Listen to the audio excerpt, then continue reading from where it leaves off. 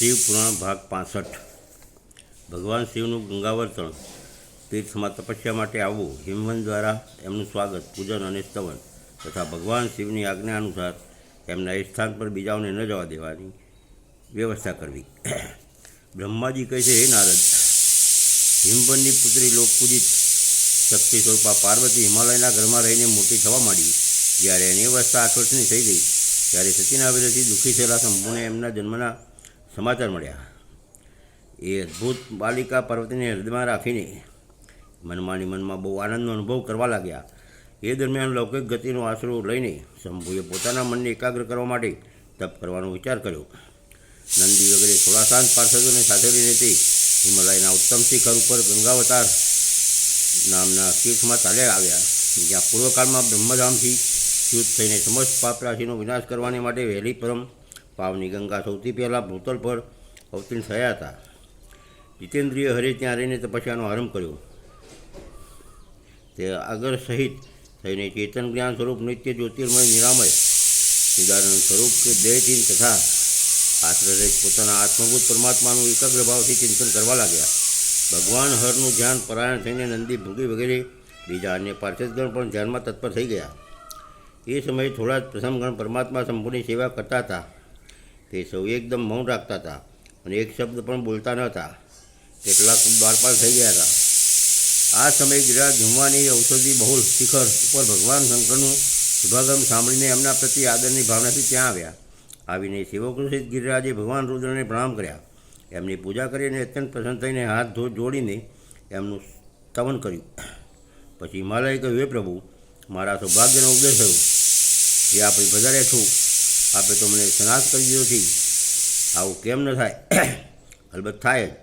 મહાત્માઓએ આ ઠીક જ વર્ણન કર્યું છે કે આપ દીન વત્સલ છો। આજે મારો જન્મ સફળ થઈ ગયો, આજે મારું જીવન સફળ થઈ ગયું, કેમ કે આપે અહીં પદાર્પણ કરવાનું કષ્ટ કર્યું છે। હે મહેશ્વર, આપ મને પોતાનો દાસ સમજીને શાંત ભાવથી મને સેવાને માટે આજ્ઞા આપો, હું બહુ પ્રસન્નતાથી આપની સેવા કરીશ। હે નારદ, ગિરિરાજનું આવતન સાંભળીને મહેશ્વરે થોડી આંખો ખોલી અને સેવકો સહિત હિમવંતને જોયો। સેવકો સહિત ગિરિરાજને ઉપસ્થિત જોઈને ધ્યાન યોગમાં સ્થિત થયેલા જગદીશ્વર વૃષભરાજે જાણે હસતા હસતા કહ્યું। મહેશ્વર બોલ્યા, હે શૈલરાજ, હું તમારા શિખર ઉપર એકાંતમાં તપસ્યા કરવા માટે આવ્યો છું। તમે એવો પ્રબંધ કરો જેથી કોઈ પણ મારી નિકટ ના આવી શકે। તમે મહાત્મા છો, તપસ્યાના ધામ છો તથા મુનિઓ, દેવતાઓ, રાક્ષસોને અન્ય મહાત્માઓને પણ સદા આશ્રય આપનારા છો। બીજ વગેરેનું તમારા ઉપર સહાય નિવાસ રહે છે। તમે ગંગાથી અભિષેક થઈને સદાને માટે પવિત્ર થઈ ગયા। બીજાઓ ઉપર ઉપકાર કરનાર સંપૂર્ણ પર્વતમાં સામર્થશાળી રાજા છો। હે ગિરિરાજ, હું અહીં ગંગાવતરણ સ્થળમાં તમારે આશ્રિત થઈને આત્મસંગ બહુ પ્રસન્નતાની સાથે તપસ્યા કરીશ। હે શૈલરાજ, જે સાધનથી અહીં મારી તપસ્યા વગર કોઈ વિઘ્ન બાધાએ ચાલુ રહી શકે, એને આ સમયે પ્રયત્નપૂર્વક કરો। હે પર્વત પ્રવર, મારી આ જ સૌથી મોટી સેવા છે। તમે તમારે ઘેર જાઓ અને મેં જે કંઈ કોઈ છે એનો ઉત્તમ શાંતિથી પ્રબંધ કરો। બ્રહ્માજી કહે છે, હે નારદ, આવું કહીને સૃષ્ટિ કરતા જગદીશ્વર ભગવાન શંભુ ચૂપ થઈ ગયા। એ સમયે ગિરિરાજ શંભુને આ વાત કહી, હે જગન્નાથ પરમેશ્વર, આજે મેં પોતાના પ્રદેશમાં સ્થિત થયેલા આપનું સ્વાગતપૂર્વક પૂજન કર્યું છે, એ જ મારે માટે મહાન સૌભાગ્યની વાત છે। હવે આપને બીજી કઈ પ્રાર્થના કરું? હે મહેશ્વર, કેટલાય દેવતા મોટા યત્નનો આશ્રય લઈને મહાન તપ કરીને પણ આપને પ્રાપ્ત કરી શકતા નથી।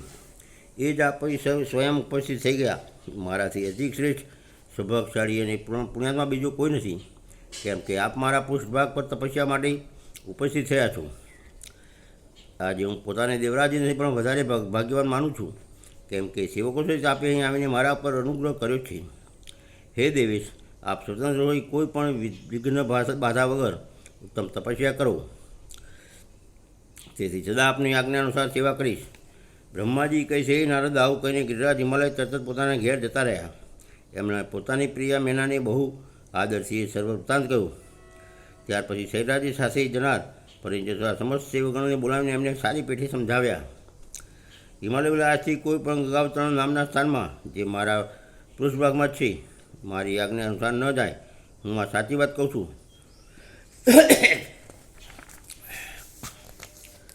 જો કોઈ ત્યાં જશે એને મહાદુષ્ટને હું વિશેષ દંડ આપીશ. એ મુને આ રીતે પોતાના સમસ્ત ગણને શીઘ્ર જ નિયંત્રિત કરીને હિમવાને વિઘ્ન નિવારણ માટે જે સુંદર પ્રયત્ન કર્યો એ તમને બતાવું છું. હિમવાનો પાર્વતીને શિવની ક્ષમા રાખવા માટે એમની પાસે આજ્ઞા માગવી અને શિવે કારણ બતાવતા એ પ્રસ્તાવનો અસ્વીકાર કરવો. બ્રહ્માજી કહે છે, હે નારદ, સહેરાજ હિમાલય ઉત્તમ ફળ ફૂલ લઈને પોતાની પુત્રીની સાથે ભગવાન હર પાસે ગયા. ત્યાં જઈને એમણે ધ્યાનપરાયણ ત્રિલોકનાથ શિવને પ્રણામ કર્યા અને પોતાની અદ્ભુત કન્યા કાલીને હૃદયપૂર્વક એમની સેવામાં અર્પિત કરી. ફળ ફૂલ વગેરે બધી સામગ્રી એમની સામે મૂકીને પુત્રીને આગળ કરીને સહેરાજે શંભુને કહ્યું, હે ભગવાન, મારી પુત્રી આ ભગવાન ચંદ્રેશ્વરની સેવા કરવા માટે ઉત્સુક છે, માટે આપની આરાધનાની ઈચ્છાથી હું એને સાથે લાવ્યો છું. એની બે પેરમીઓ પણ સાથે સદા આપ શંકરની સેવામાં રહેવું. હે નાથ, જો આપને મુજ પર અનુગ્રહ હોય તો આ કન્યાની સેવા માટે આજ્ઞા આપો. ત્યારે ભગવાન શંકરે પરમ મનોહર કામરૂપણી કન્યાને જોઈને આંખો બંધ કરી દીધી અને પોતાના ત્રિગુણાતીત અવિનાશી ઉત્તમ રૂપનું ધ્યાન આરંભી દીધું. એ સમયે સર્વેશ્વર સ્વર્યપે જટાધારી ચંદ્રકલા વિભૂષણ શંભુ ઉત્તમ આસન પર બેસીને નેત્રો બંધ કરીને તપ જ લાગી ગયા. આ જોઈને હિમાલય મસ્તકમને ફરીથી એમના ચરણોમાં પ્રણામ કર્યા. જો કે એમના હૃદયમાં દિનતા નથી, તો પણ એ તે સમયે સંશયમાં પડી ગયા કે ન જાણે ભગવાન મારી પ્રાર્થનાનો સ્વીકાર કરશે કે નહીં. વક્તાઓમાં શેઠ ગિરિરાજ હિમવાને જગતના એકમાત્ર બંધુ ભગવાન શિવને આ પ્રકારે કહ્યું, હે દેવદેવ મહાદેવ, હે કરુણા કરે શંકર, હે વિભો, હું આપને શરણે આવ્યો છું. આંખો ખોલીને મારી તરફ નજર કરો. હે શિવ, હે સર્વ, હે મહેશ્વર, જગતને આનંદ પ્રદાન કરનારા હે પ્રભુ, આપ સંપૂર્ણ આપત્તિઓનું નિવારણ કરનાર છો. હું આપને પ્રણામ કરું છું. એમની આ વાત સાંભળીને મહેશ્વરે આંખો ખોલી ધ્યાન છોડી દીધું અને થોડો સોચ વિચાર કરીને કહ્યું.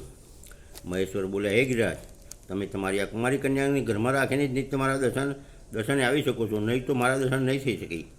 મહેશ્વરની આવી વાત સાંભળીને શિવાના પિતા હિમવાન મસ્તક નમાવીને એ ભગવાન શિવને કહેવા લાગ્યા, એ પ્રભુ, એ તો કહો કે કયા કારણથી હું આ કન્યાની સાથે દર્શન માટે ન આવી શકું? શું એ આપને સેવામાં યોગ્ય નહીં? પછી એને તેડીને આવવાનું શું કારણ? એ મારી સમજમાં આવતું નથી.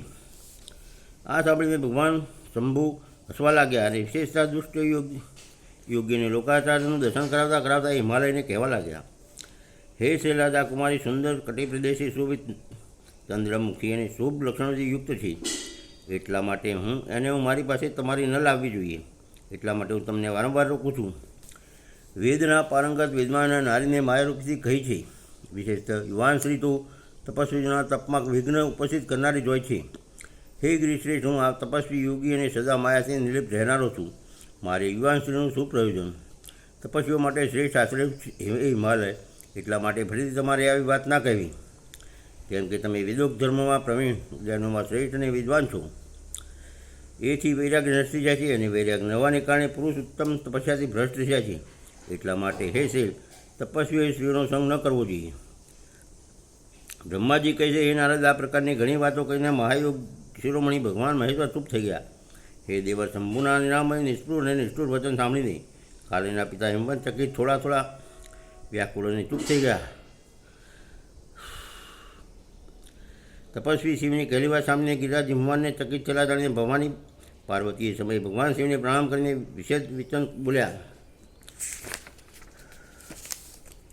ભાગ 65 પૂરો.